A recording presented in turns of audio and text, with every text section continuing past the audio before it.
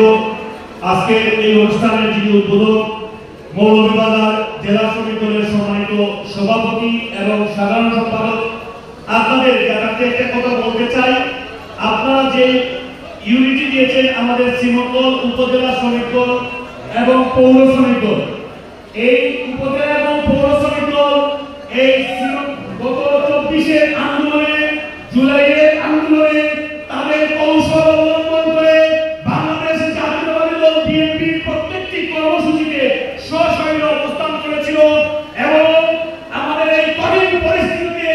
আমাদের সাথে হাতে হাত মিলিয়ে কাঁধে কাঁধ মিলিয়ে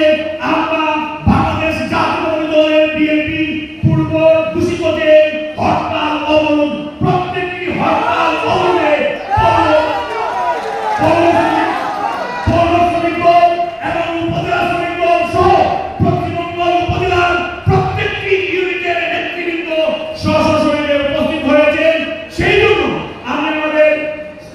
উপজেলা বিএনপির সাথে সভাপতি এবং সাধারণ সম্পাদক উপস্থিত আছেন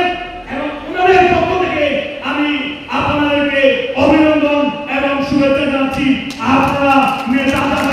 করতে কখনো ভুল করে